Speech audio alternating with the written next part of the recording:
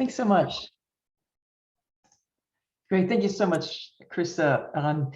For those of you who don't know about M-CAAP, M-CAAP is a nonprofit that believes that it's possible for children and youth to live in a world that's free from sexual harm by youth. And we were started in 1986 by a group of clinicians who wanted to start talking about what's different about children, what's different about adolescents from adult sex offenders, because no one else was talking about it. So our mission is to ensure that children and teens with problematic sexual behaviors learn to live healthy, safe, and productive lives. We also know that to address this, we can't do this issue alone. So we're just incredibly grateful for our collaboration with M-CAAP. And then this year, we also have a collaboration with William James College. And William James College is offering, not for this session today because of just the timing, but for all the other sessions of the series, we'll be offering free CE credits for anybody who is living and working in Massachusetts. So we're really excited for that collaboration with William James College. And also just to say that if those who are not familiar with M-CAAP, we also, and M-CAAP rather, we also offer an annual conference every year where we try to address a variety of topics that might be of interest to you in terms of healthy sexual development in children, risk assessment tools, the newest research, and special topics like motivational interviewing and neuroscience and trauma. We'll be holding our conference this year on April 11th, 12th. We have a monthly newsletter that we take what we think of as sort of a key cutting edge issue in the research and highlighting that and writing it in a summary that's short enough to read over a cup of coffee. This one, for example, this month's issue is looking at the impact of race, both the race of the child as well as the person who's caused the harm on the substantiation of child sexual abuse cases. We also offer a listserv, which is free if you want to join, which is a chance for you to post questions about a case that you might be having or a particular issue or whether you're looking for resources. And then we also have a directory of clinicians in Massachusetts.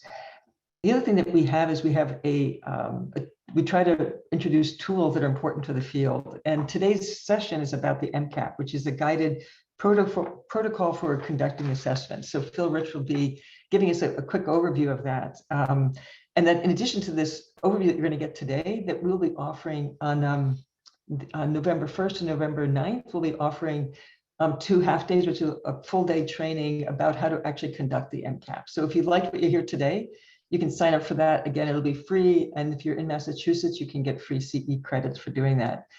Let me just take a moment then to introduce Phil Rich, who is a friend and colleague, someone I admire and have worked with for many years. He's a consultant who specializes in the assessment and treatment of children and adolescents with problematic sexual behaviors, ranging from pre-adolescent children to young adults. And over the years, he's been involved in the design and development of specialized treatment programs, as well as for facilities, as well as for programs that serve this population. He's author of many, many books and workbooks. He's contributed to multiple chapters and articles. He has lots of other things, which I'm not going to go through. You can read his bio. But in his bio, he said he's a member of the M-CAAP working group that has developed and updates the M-CAAP, but in reality, he is the lead. And he's the perfect person to give the overview today. And one last thing, and maybe this is actually one of those like warning labels, to say that Phil can pack more information into 45 minutes than anyone I know. So the pace will be really fast, but the PowerPoint will be available. We're going to put that in the chat. So what I would say is sit back and really enjoy this ride.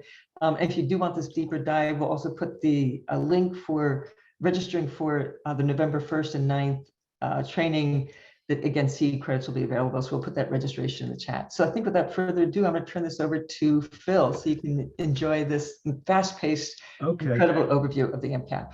I hope it actually won't be too fast-paced. I mean, I'd like to get some interaction going if we can. So the slides I'm going to go through, I am going to try to kind of move through the info quickly. It's really to provide background, but I really would like to be able to stop and talk about those things if we can. Okay, so I'm going to share my screen. And okay, so this is it. So you should be seeing it now. And now you should be seeing it full screen. So can someone just, Joan, give me a thumbs up? Yep, right? Yep, full screen. Right, okay. And there's my email address. So there's just that little blurb about M-CAAP. I'm sorry I don't have a MACA blurb too, but it wasn't one of the slides you sent me. So let me just introduce. So let me first say that I don't know how many of you know the ASAP, or, but I'll talk a little bit about it, but not much. Let me first talk about what we're going to do, the purpose of the RAT. Why is there an M-CAAP, Massachusetts Child and Adolescent Assessment Protocol? Let me just X this because I sent right in my own way. Sorry about that. Yeah. Then the content and the structure, so you get at least an overview, and then this is the area maybe to talk about more if possible, but how you use it completely. So the M-CAAP is the format for the ASAP, right? The ASAP is really the evaluation that has to be done. And the M-CAAP is the format that DCF asked for and uses. So that's what we're going to talk about, the format. We'll talk a little bit about the ASAP. It's required. And I really don't know an awful lot about this because I've read ASAPs over the years. And they were useful, but not very, because they were so sketchy. I don't mean sketchy in a negative way. I mean, they really presented a sketch. And I really actually thought that they really were intended just as assessments of a safe and appropriate placement, really a screening to decide for either kids with sexual behavior problems or fire play or fire setting problems. So really two different kinds of ASAPs. So what I'm going to say here is just really tell you a little bit about the background, but not from my own personal experience. I wasn't even sure how you got to do ASAPs or, what the process were. They were sort of this mystery, and they weren't. And any time you read one by a different person, they would be sort of completely different. It's insane. Nevertheless, it's required. And it's required that DCF conduct an ASAP, assessment of safe and appropriate placement, for any kind of an adjudication for sexual offense or arson. So you get those two, or hasn't been adjudicated, but is admitted to the behavior or substantiated, and they're going to be placed into some kind of program, some kind of setting. Also appropriate for kids who are in settings who accept problematic behavior. So that's the kind of the broad mandate. So it's required. It also requires that it be completed within 10 days of getting the referral. And there's the kind of history. This is the important piece, though. Got to be completed by a qualified diagnostician. So that's an interesting word to pick, not clinician or not evaluator, somebody who can really engage in differential diagnosis. That's what a qualified diagnostician would be, who possesses specialized training, again, in either sexual or arson. We're only going to talk about the sexual behavior problems today. I think that the ASAP and the M-CAAP that is based on the M-CAAP we're going to talk about, but really it needs its own, at least in part, separate development. And that the agency, DCF, is going to prepare a plan. So the ASAP is an important thing. And one of the problems with the ASAP has been formally that there wasn't really training, and they were all different, and they often seem more like checklists, screening. And now, even though they are following the M-CAAP format, they're really underpaid. And so that really keeps people away from doing them, because they really require, as you'll see, a lot of time. So that's a little bit about the legislative history. The history of the actual ASAP is that you've got this framework, but it was a really limited framework and in every way. And it didn't provide any kind of guidance. I'm not sure how people even got trained in the use, or if there was any kind of training, or so there was no kind of guidance that I know of, at least.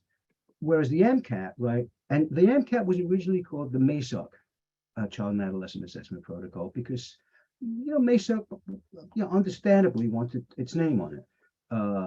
But MASOC, I think, graciously and gracefully and with grace said, okay, let's call it Massachusetts instead. So the M now is Massachusetts, but it is MASOC's design.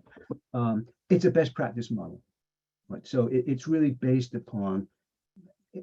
This is the state of the art of the field, and so it's a best practice model in terms of risk assessment, how we do it, how we think about it, and the sorts of information that we collect, and then what we do with that information. It's comprehensive, it's detailed, as you'll see, and it does provide really clear guidelines, really all the way through. It'll kind of walk you through it, and we'll come back to this at the very end. But it's available; it can be downloaded. So you could download it to your computer, and then that's where it's stored on your computer, like anything else. It's not stored anywhere else. You now have, and it also means that when the M-CAAP changes, or if it changes, the one that somebody would download has been changed, so they will always get the most current version. And in fact, the M-CAAP is going through a revision now. And it really is an update. You know, sometimes a revision is just a few slight changes, but really the M-CAAP I'm going to show you is going to be a little bit different than the new one. The new one's actually going to be a little bit more succinct and concise, I think. And it's actually going to add a little bit too, but for the most part, it will kind of pare it down. So you'll look at, but seeing what you're going to see today is going to kind of give you a sense of, you know, the new one's just a, you know, an updated version. And if you are interested, you know, Joan mentioned the training. I encourage you to attend.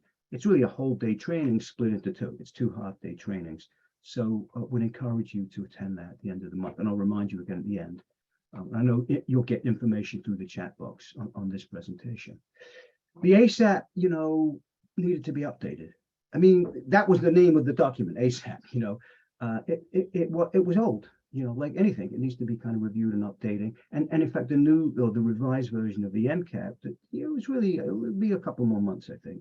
But there's even changes in the language. They're not massive changes, but it's the way that the field is. We intend it to be a reflection of the field, not some kind of outlier, but something that's very central to the field that the field would recommend. So the attempt is to encompass. I shouldn't even say the attempt. It does encompass, as it says, the contemporary model.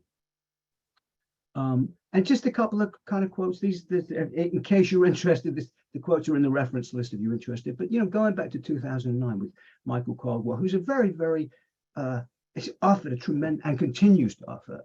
Dickinson, I don't know personally, but Michael, I do, as Joan does. He's offered so much to the field, both in terms of practice, his contributions to ASAP and his research. And so he's an important player. Even back in 2009, a comprehensive assessment of an array of things, not just sexual behavior, for instance, and more recent from Barra and colleagues. It shouldn't be based on the use of a risk assessment instrument. The M-CAAP is not a risk assessment instrument. It's a format for completing a comprehensive risk assessment. We encourage the use of a risk assessment instrument as part of it. But back to Barra, it should, again, be comprehensive, embedding the offense and the severity of the offense, which is very much in line with a risk, need, and responsivity model, which is a contemporary model that really has permeated adult and juvenile work for good reason.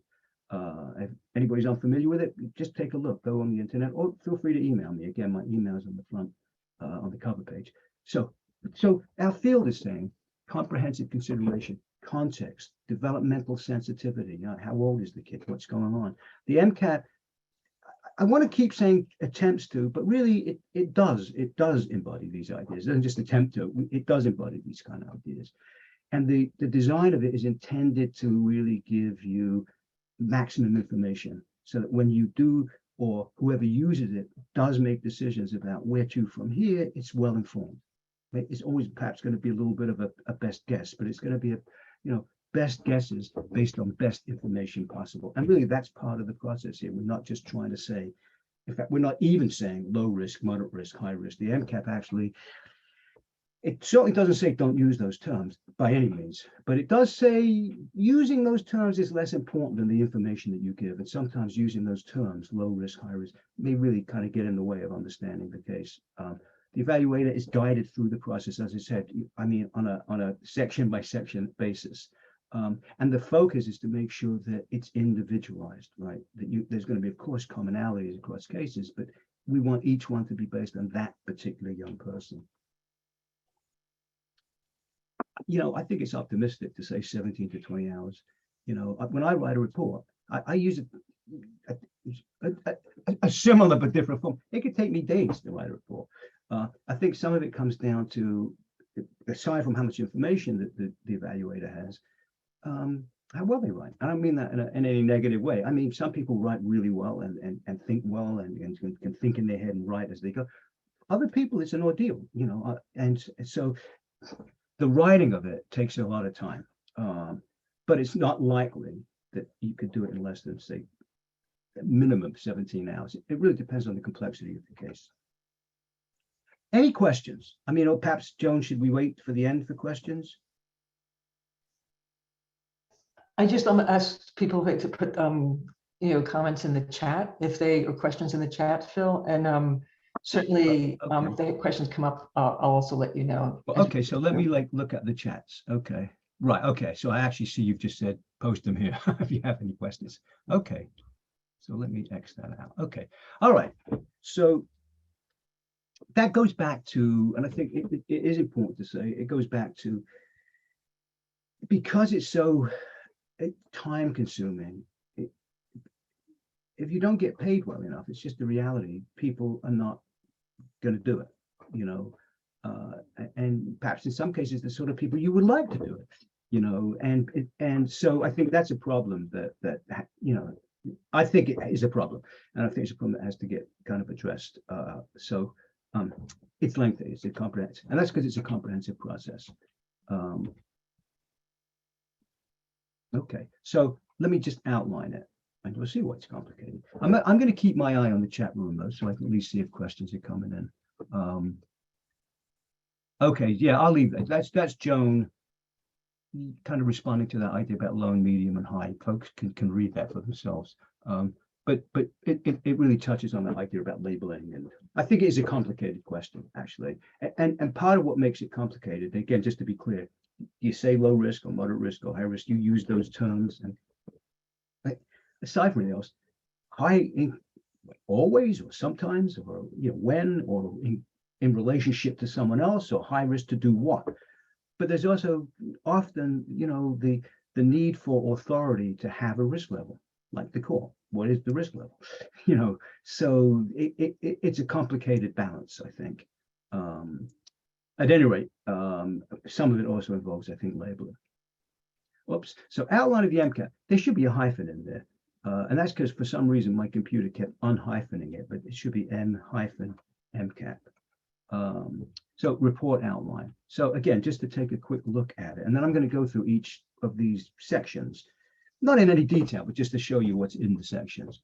So explanatory presentation, how the young person responded, how do they present themselves, what's their history in terms of treatment. And some of this is a bit of a crapshoot. I mean, do you put family history before treatment and place in the history? So some of it was just the way we ordered. And in fact, on the revised version, we've moved the order. Not much, but in some cases. In some cases, we've combined. There's actually less sections now. Family history, and again, I'll go through these in a little bit more detail. Psychosocial history, basically their development, not just where they were placed or where they treated, but what's their history. Then history of the abusive behavior, which you can see is way down. It doesn't mean it can't get mentioned up higher. In fact, we did actually add a section for that really.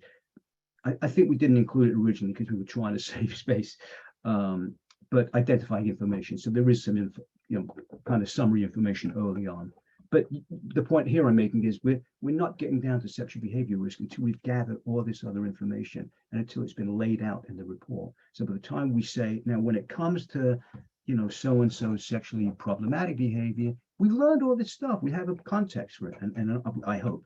And then their risk, however we write it up, however we define it. We're certainly not telling people use this language or don't use that language. Protective factors, what are the things that mitigate risk? Diagnosis, if called for. Certainly not all evaluators are comfortable giving diagnoses or will give diagnoses, and in some cases a diagnosis isn't called for. So the report format allows for that to be removed. And then summary and case formulation recommendations. And here's a breakdown by section. Under that first section, it's okay, who did you speak to? You know, and what did you read? And again, there's explanations for these things, and I'll actually let me just stay with that just for a moment, and I'll come back to it at the end. The explanation that's offered, or the instructions or the guidelines that are offered, which are in red, they don't print out. What will print out is just the report. There's a fair amount of locked text that you just cannot change, and that's part of the rationale for creating a uniform. You know, so clinician A doesn't change the wording from clinician B.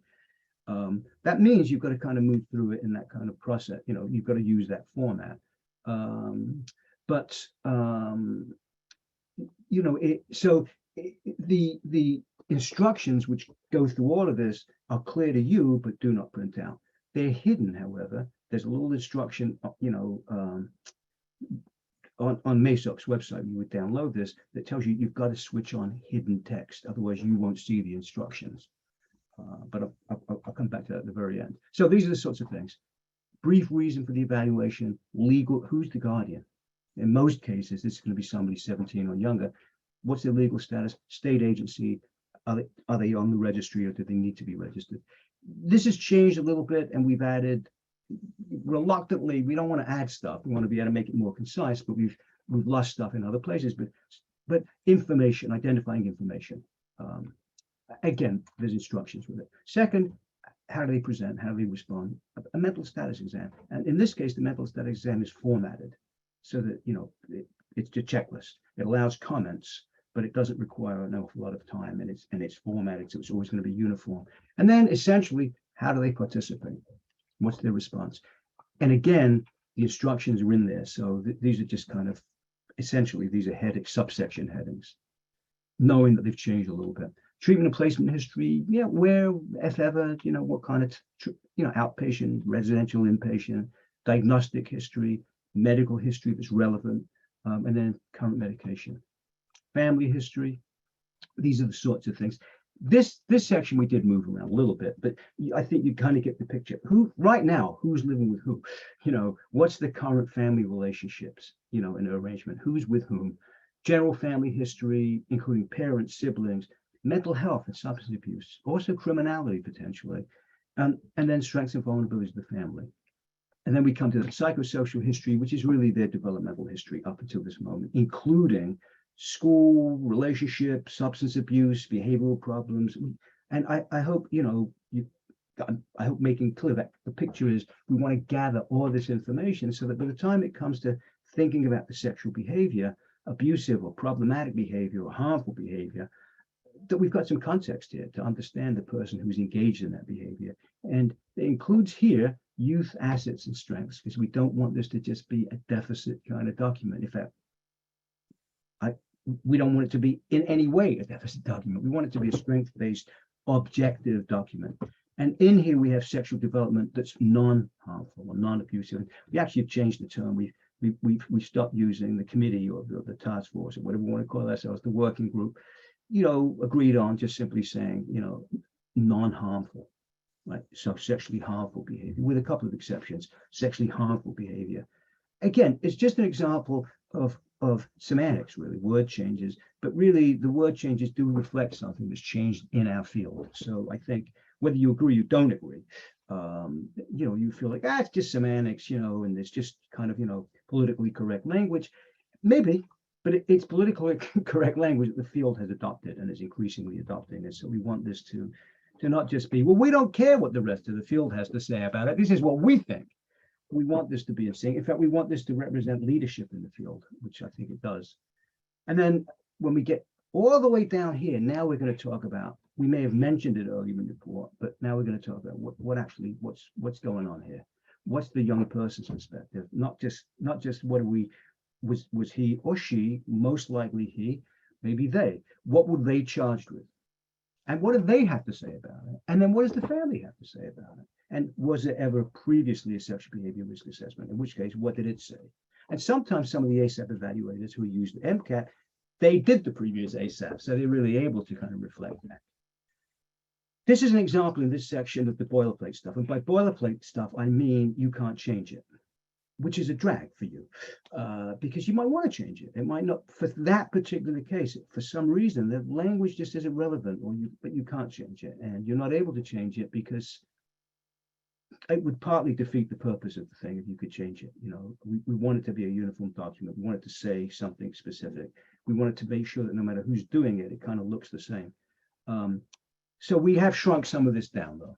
And this was just really, because there is also whether or not DCF or the judge or whoever reads it is beside the point. Part of our goal is educational, that we do want to explain what these things are that we're doing. So there's some boilerplate text, which does run throughout other places. In other places on the interactive version, there are fields that you would type into, that you can type as much as you want. In fact, you can create your own headings if you want. You can bold them. You can do anything you would normally do. It's fully, open to any kind of word processing, but only in those fields. But there's no limit to those fields. meaning you can do as much as you want. You can also simply say NA, this section does not apply.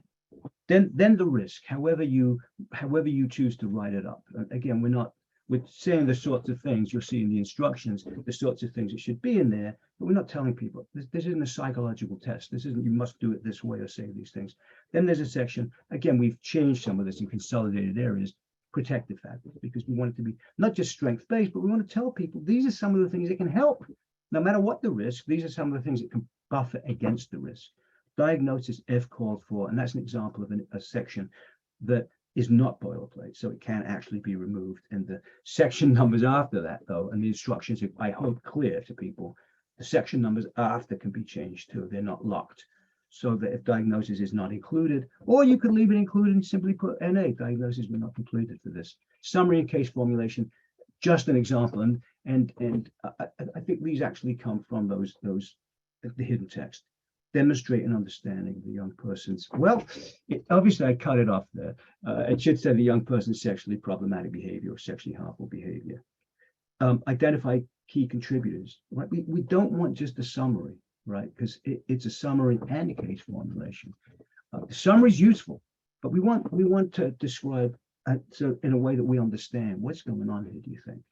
And of course, it's going to be speculative. You're not going to know, but you're going to now be basing this on your clinical skills, your skills as a diagnostician and evaluator, helping us to put it into a context that we can understand it. What's the trajectory if things don't change? Really, that's the risk, right? That's the prognosis. What will happen, do you think, if nothing changes? And the thing that we're obviously recommending changes, in most cases, that we should do something, we should intervene. You know, there may be a case where you think, you know what, I don't know, this kid's fine.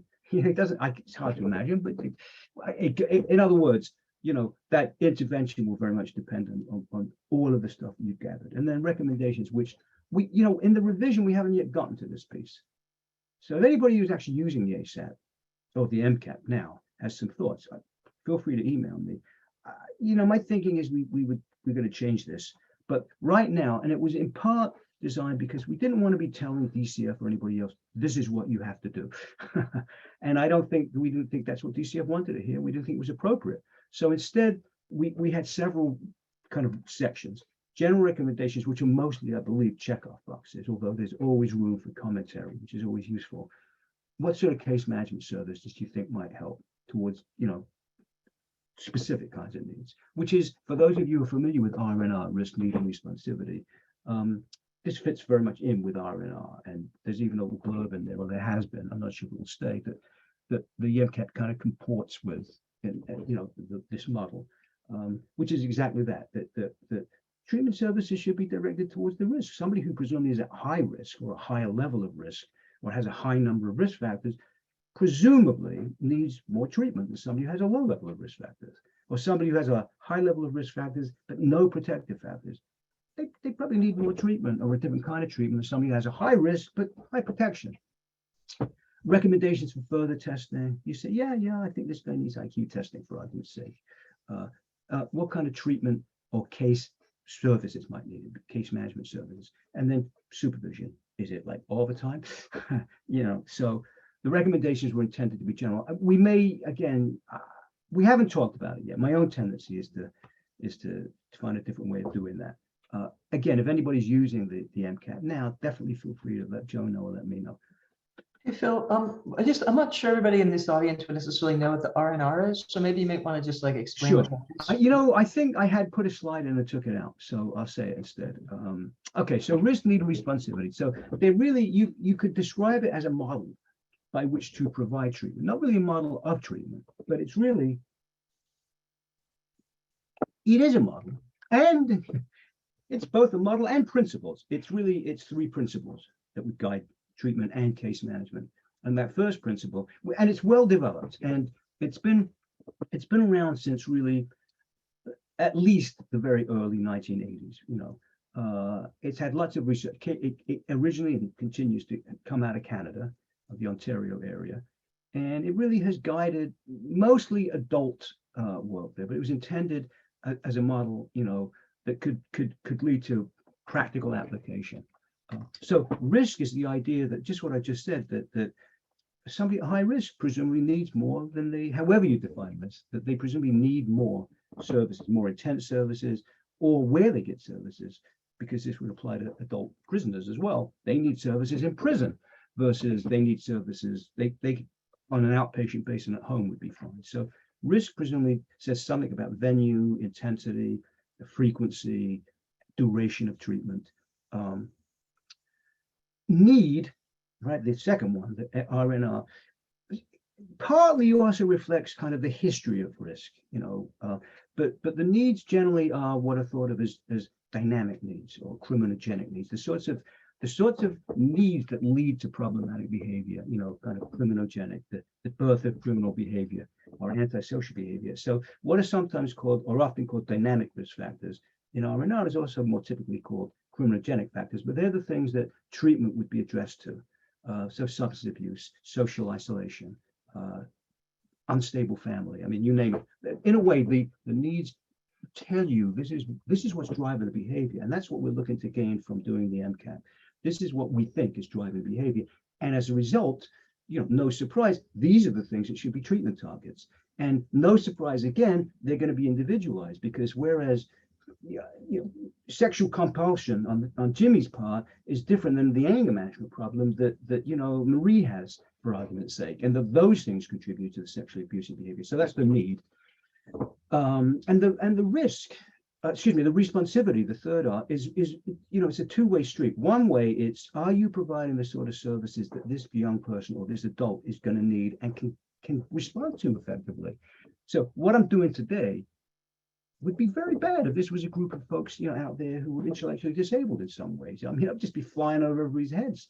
So is the treatment responsive to the needs of the individual, and the other way around, the sort of two-way street is this young person or this adult likely to be responsive to the kind of treatment that we're going to be providing?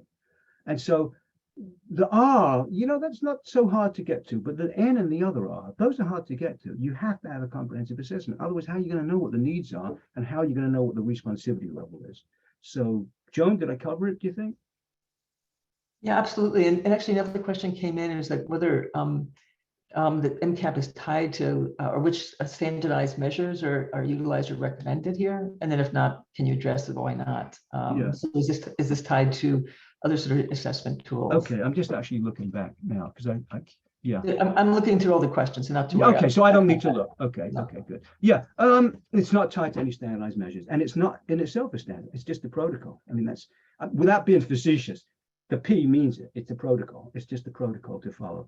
It doesn't have to be followed. I mean, it does for DCF because it's required to use the M-CAAP protocol. But it's a protocol that guides you. It's not a standardized, piece of. It's not a. And in fact, there are risk assessment instruments that are standardized. Mostly, almost all of them, adult instruments. Only one of them is a juvenile instrument, and that's limited to certain states. You can't use them. You can use it in Massachusetts only as a backup, but you can't really use it. So we don't recommend Eddie. We do recommend the use of an instrument. We actually haven't got to that section yet, so I'm not sure that we're going to change that. But I certainly wouldn't. I can't believe that any of us would want to change that. Because that's what the field has long recommended, not just our field. The argument between structured evaluations that use kind of probabilities and statistics versus this clinical evaluation, which is these instruments are known as SPJs nowadays, instruments to guide structured professional judgment. But the argument always goes away. The argument is always about not using any kind of structured instrument. That the field, the larger field, really kind of frowns upon.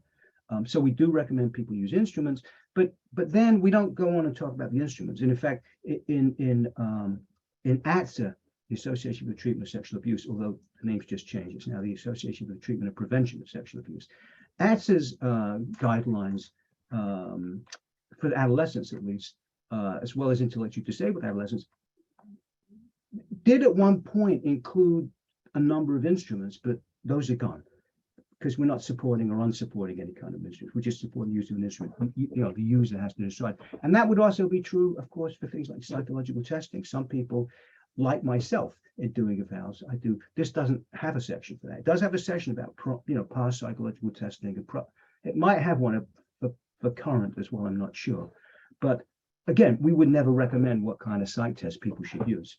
So I hopefully I answered that question, but definitely feel free to jump back in if not. Okay, so just administering it. There's a lot to gather, so I mean, here's and again, the all-day thing or the 2 half-day things, we'll go into this in a lot more detail, but even a lot more detail, in a way, not much more detail than this. We'll just have time to sort of talk about it and maybe go through some role plays or who knows, or scenarios. But the first is really you're asking questions. So you've got that data collection phase, and then you got to put all that together, right? So you're organizing and you're structuring this information. And then you are interpreting it, right? So that's where you're starting to even then formulate, like, what's the interaction here? There's this great word here that I learned a few years ago, and I always pass it on, which is diachronicity, which is the basis for case formulation, tying the past to the present and the future, diagonally across time. So in a way, that's what you're doing there. You're putting the information together. That leads to some kind of diagnosis, even if you don't use a diagnosis, labeling it. This is such and such, recognizing symptoms that signal there are problems, and then formulating it, which is where you're explaining it. And here you come into prognosis, right? If things go unchanged, and that's really, there's the risk assessment slice of all of this, right in there. And that's where we would recommend that that's when you use an instrument. But you're not going to be able to use an instrument unless you've got all this information, if that makes sense, because these instruments, would depend upon having information. It's impossible to otherwise fill them out. And then recommendations. And because there's so much information, it leads into what we call the assessment funnel, right? Where you're taking a lot of information and you're ultimately shrinking it down to a prognosis or recommendations. And that's what makes these things kind of doable, that they are ordered. And here's when we talk about administering it, this is the process. People are doing it all over the place. They're in for a rough ride. Again, in terms of a very quick look at the phases of the process, the first phase is getting ready, right? So, everybody's going to do this differently. And so, we can't say to people, you must always read everything before you start. But the general recommendation is read everything you've got, before you even start. Get ready.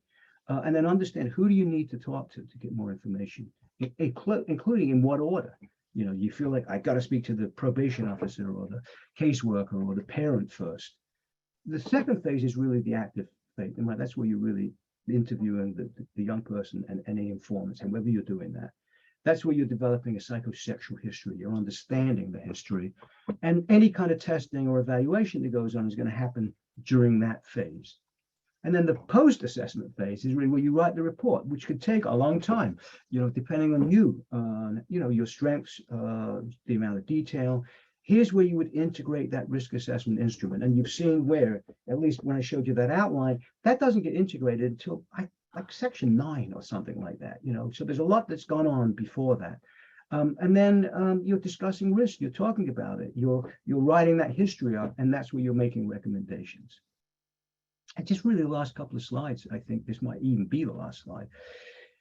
That's the correct way the M-CAAP should be spelled, with apostrophe. In fact, Nancy Diaz, who was on our task force way back when, I still have it up there. I think I stand up and show it to you, but it's too high.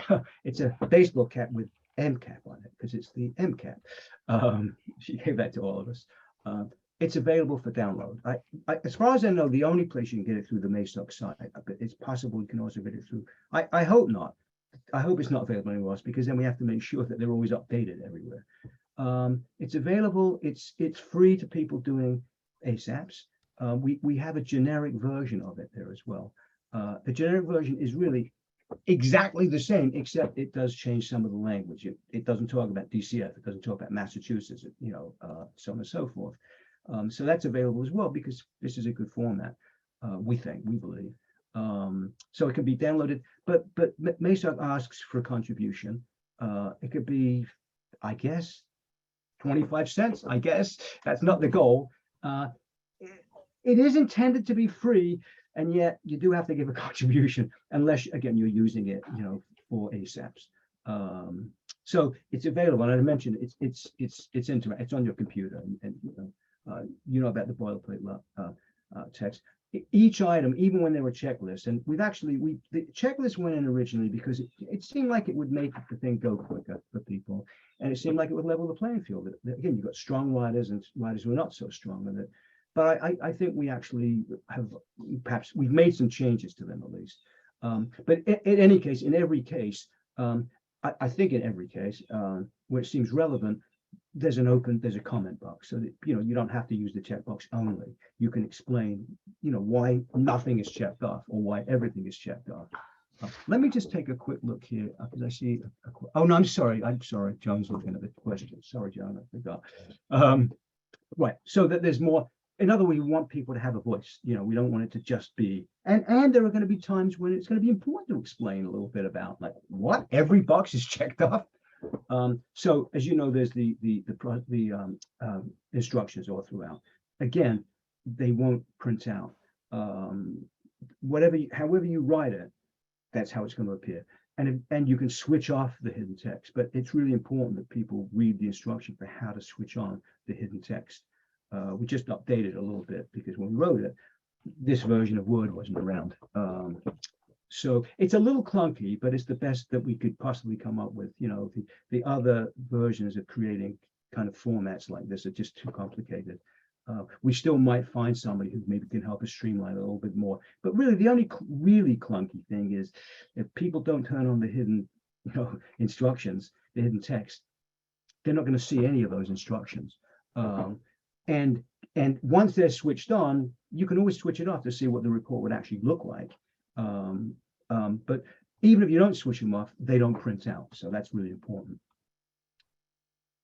And my summary, which is 2 points, right? The idea is to kind of integrate past sexual behavior, potential risk with understanding that young person, like across their whole environment, which is, frankly, I would say that we would want to be doing that anyway, even if the field didn't say you should be doing that. And I think that everybody on the task, on the working team there, I think has long believed this even before the field kind of caught up to this idea in a way. But this is certainly consistent with the field. It's even the language has changed in the field, as you may know. And that's certainly increasingly adopted as much as possible. Among other sensitivities to our kind of social structure, person first language. A young person who's engaged in sexually abusive behavior, it's tricky at times.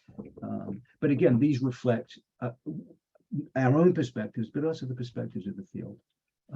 And recommendations are, again, that formulation. What is his, probably his, their, her, what are their needs, individual needs, what are their developmental needs, and what do we need to provide to kind of meet those needs? And that's it. So we got 15 minutes. So shall I turn off screen sharing? Oh, there's a couple of references, but again, they're on the handout. But otherwise we're done. So I'm going to turn off screen sharing. Yes, Joan? Great. Yep, that'd be great. Thank you. Okay. Thank you, Phil. And as always, that was a fantastic overview. And as Phil, and you've seen in the chat, mentioned, is that there is a full day version of this. So you just got really the Cliff Note version of what's in an M-CAAP and what's involved and how to do it. But the full day will actually allow you to go into that. I think, one of the things I just wonder, maybe just Phil, you talk a little bit more about, that you talk a little about the history, but what has changed in the M-CAAP? And I know that, like you mentioned, that there's no longer this high, medium, low, but also No, the high, medium, lows. We don't ever get to that, but we talk about it in there. That we haven't actually gotten to that part yet, in doing the review. So I don't quite know how we'll come out. But currently, it doesn't say don't use it. It just says, we're not recommending you don't, but we're asking you to think about it. I just have to say, personally, in my reports, I mean, I've stopped doing evals, but when I was doing them, which was up to pretty recently, I use the terms, but I would explain them. I would talk about them. I explain why I'm saying that. So, but certainly we're not saying don't use them. We're just saying think twice about it. I guess what I appreciate is the shift from the last version to this current version, that it's not fixed on the child or the adolescent, that there's not a fixed high, medium, or low, but it really depends so much on their environment, so much on all these other factors as well. And I think at least from the conversations, and everybody know I'm not a clinician, so I'm saying this from just listening to people like Phil and Kevin and Jean and Ron, but that I love that there's actually more emphasis on protective factors, and so which I think of as these are things that families or foster families or even sort of programs can do to decrease that child's or that adolescent's risk. And so I feel like it's one of the shifts, at least that I hear, is that it's not fixed on that child or that teen, but that actually it's a combination of that child, the teen, the environment they're in. What are some of the protective factors around them, which would balance a lot of the risk factors. So I think that, at least if I hear from a layperson, that seems to be one of the key shifts that I've seen you and others make in this most recent version. I see Tanya. I see questions coming out. So right. Yeah. So Jackie said, as you can see, Jackie said, I'm curious to hear more about what I consider the outdated terminology. Yeah. Okay. Sorry, I don't mean. Yeah. Well, going back a number of years, I mean, the first version of the M-CAAP, or the one that's in play right now, and it has a little date and a version number in the corner, and we did that because we knew that it was going to change over time. I think the one that's out there says V1 or something, and the date. This one will say V2, and the date that it was kind of finalized. So the change was really in the first one. So definitely not using terms at all, like juvenile sexual offender, which definitely would have been used previously. I'm not sure what the ASAP used, which was, a term like Band-Aid. It was a very general term that was used to describe, sticking plasters, of all kinds. So that's long gone. The change now, though, is much less, obvious. I mean, now we've changed from using juvenile as not always, but in most cases, from juvenile and youth to young person or young people. Changing sexually abusive behavior to sexually harmful behavior. And I don't know that that's really critical. I mean, I think everybody agreed with it, but I think that was Kevin's perspective, Kevin Creedon. Some of you know Kevin, I'm sure, or have heard Kevin, who's, great. In fact, it's a good team of people that are making this up, that are working on this thing. So that was, and I thought, okay, that's okay. I understand why, and I'm not sold on, and so that changed. I'm not sure how much of it. I think we changed anything that might have said he or she to they, which I think has been generally adopted anyway. I mean, I always, in everything I wrote, would write he and she, and I did a revision of some workbooks recently, not that long ago, and changed everything to they. Not really so much with regard to kind of changing kind of sexual identities, but more with just using this generic term. That's changed. I don't think much more than that, but it's changed. It's changed enough that we're not using that term anymore. So again, the bigger changes were really in that first M-CAAP, and even stuff that I wrote, books that I wrote years ago, which have juvenile sexual offender in the title. I'm not sorry that they're in the title, but I wouldn't put those in the title now, so that's just an example of the big changes that are already encompassed. And even as Joan was talking about the protective factors, those things, the focus on the whole person, that's definitely in the M-CAAP already. We just focus more on. So in fact, one of the checklists for, I can't remember what, I think it's in psychosocial development, we noticed it really only actually had negative things in it, so we put positive things into that checklist as well. So it's not just, if you don't check off anything negative, it means everything's okay. We're actually saying, no, this guy's got a lot of strengths, as well as maybe some problems. So, in that way, there's subtle changes, but they're real changes. The other changes are really kind of structural. We've rolled two things together, or added something, or deleted something. But anyway, so hopefully and I think, Phil, I think one of the things, at least within AXA, there's a lot of conversations. I think one of the shifts that have happened to feel in general is using a person first language. And I think it was Gwen Willis who sort of has I'd like to quote her, where she talks about why do we want to label children or people by the very behavior we want them to change. And so I think that's one of the things why this idea of sort of talking about children or teens with problematic sexual behaviors rather than calling them like juvenile sex offenders, because we want to sort of encourage that possibility that children and teens can change their developmental trajectory. So I think that's a major shift in the field that also I think is reflected here in the M-CAAP as well. One thing, another question sort of came through here, Phil, is like, I know you addressed this a little bit in terms of the assessment tools, but maybe just talk about some of the like if you do want to do a deeper dive in terms of like what are some of the assessment tools that are out there. I think again folks here may not be familiar with the JSOAP and the and some of the other others that maybe the professor that could be used okay. for adolescents. Yeah. And I'm going to leave it with you because I know we wanted to end a couple of minutes early so that you have time to do some kind of housekeeping announcements. So I'll leave that with you to moderate that. So because I see we're at got 8 minutes left. Okay, so there are a few. They're not. I have to say they're not. I use multiple ones. And I think that's a good idea. And they're not likely to come up with grossly different kind of outcomes. And then you can think, well, how come that one says moderate and this one says, but there's not that many. And in some ways, they're all likely to give you, if not the identical kind of result. And they don't really give you a result there, with the one exception, which I'll talk about in a second. They kind of lead you in a particular direction. Again, they're instruments for structured professional judgment. But they're all likely to lead to the same kind of outcomes.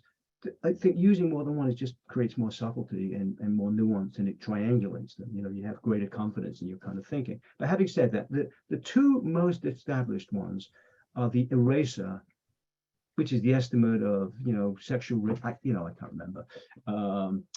And Jim Whirling, who is one of the two authors. Jim is really the primary author by far, but Jim now has developed another instrument called the Professor, and no longer uses not just the eraser, which is his own instrument, but any instrument that actually gives an estimate of risk. And Jim is a good bellwether for the field. Again, some of you may know him or have seen him. Jim's a good guy, and he's added just tons of stuff. So he's an important player. He's the kind of guy that when Jim speaks, people listen. So, but the eraser is still there and it's still used, and the other author is still the other author, and she uses it. At Tracy Kerwin, and the JSOAP, the Juvenile Sexual Offender Assessment Protocol. They're old. They're really from about 1999, 2001 in that area. They're old. That's old. So they don't have protective factors, but they also have the most research, which is not a great deal. And of the two, the JSOAP has the most. The reason that Jim gave it up is because making assessments of risk, like high risk or moderate risk, empirically, statistically, it doesn't stand up. That's like saying, boy, 98% of the people who come through my medical practice, I diagnose them with cancer. And 95% don't have cancer. In other words, most people who are diagnosed with high risk do not, or labeled, do not actually reoffend. Maybe that's the great treatment that we do. Who knows? Maybe it's just getting caught. So that's why Jim has really moved away from that. I totally support that. I mean, we talked about that for years. It's a small field, so you get to know people well, and that's true for anybody here. It's a very open door kind of field. So those are the oldest ones. The Professor, which is Jim's instrument now, which is really just a clinical instrument. It's just meant to help you think. He is doing research on it, and I think over time we'll say, well, it turns out to be pretty, useful in one way or another. But it weighs protective factors against risk factors, and it ultimately says, this person up to age 26, I believe, this person, he has more protective factors by far than risk factors. What does that mean? Well, that should help you with a comprehensive assessment. Whereas this person, I can't remember which way it goes. I think this is category 5. This person has far more risk factors than they have protective. So, Professor, the mega, which I'm not going to pretend to be able to describe, it's like 10 words in it. It's the multiplex empirical effect aggregates of ecological. But this is the only one that costs money, and you also have to get trained in its use. It has a protective factor scale in it. Some people really like it, some people don't. You send it in and it gets scored. So the mega is available. If anybody wants to know more, there's also the violence risk scale from Canada. There's a youth version, and there's a problem sexual behavior version. The youth version is not done yet, but that will be available. And then there's the JSORAT, Juvenile Sexual Offender Risk. I can't remember the JSORAT. That's actuarial. It's not clinical. It can only be used in 4 states because it's a normed instrument. But you can use it here to back up other assessments you might be using. So, okay, there's only 3 minutes left.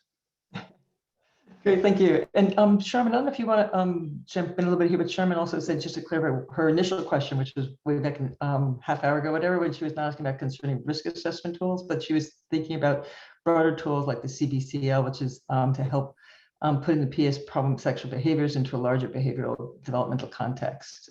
Sure. I mean, I think there's a range of other tools that aren't. I mean, there's also, you have a child sexual behavior inventory, which is published and you have to pay for, but that's really for kids 12 and down. But yeah, the CBCL has, again, it puts it into context. I think there's plenty of other tools that you can use. I mean, you can use depression scales, to find out what's this, or general antisocial behavior scales. Some of them are standardized, some aren't. I mean, there's so many of them. It's too difficult to talk about in a way. I mean, when you look at psychopathy in young people, if that such a thing exists, there is the there is the psychopathy. There's the hair psychopathy checklist, youth version, but there's also other versions, other youth psychopathy checklists, which are much easier to use. But so I don't mean to duck the question. There's just so many instruments that you could use. I think it depends on the case, I mean, there's a trauma symptom, scale, for instance. There's a child version, adult version, a very young child version. You should use it when it seems like you want to know a little bit more about trauma, but hopefully not in every case, because if everything looks, if your only tool is a hammer, everything looks like a nail. So I again, I hope I'm not skirting it. There's just so many instruments out there. No, I think that was fantastic, Phil, and I think also it just sort of speaks to the idea that I think one of the things I had to learn that the M-CAAP is not an assessment tool. It's not but it's actually a protocol. It's actually a process of sort of how do you look at the whole child. And I think all of these other pieces actually fit really well into the use of the M-CAAP. And just as Phil mentioned, a little housekeeping to finish up with, just to say that you'll be getting, because you've registered for this, you'll be getting both a recording of today's webinar and also that you'll be getting a link to the PDF of the PowerPoint. So if you want to have some information, I saw some at one point taking a picture, you'll be getting that. You don't have to take pictures of the PowerPoint. And also we put it in the chat here, but also we'll be sending out to you an announcement for the full day training. So I just want to say we'd like to end exactly at 1 so you can get to whatever meetings you have. Can I add one thing? Thank you. Can't wait 10 seconds. Somebody here talks about developmental change. I don't remember if it's actually in there or not. If it isn't, we should put it in there. The contemporary thinking is these things are good for 1 year because of those developmental issues. You want to know a year from now, maybe even before that, but a year, do it again. So, okay, I wanted to add that. Thank you. Thank you, Phil. And thank you to William James College for helping us give the CE credits. And thank you obviously to M-CAAP for helping to do to co-host these. We'll be doing this once a month through June. I think you found the whole series. We're just putting together this series for the spring. So if there is a particular topic you're interested, let Krista or me know, and we'll hopefully address that in the spring as well. So again, a heartfelt thank you to you, Phil. And thanks for inviting me. Really been wonderful having you here today. And thanks everyone. Have a great rest of the day. Thanks. Feel free to get in touch.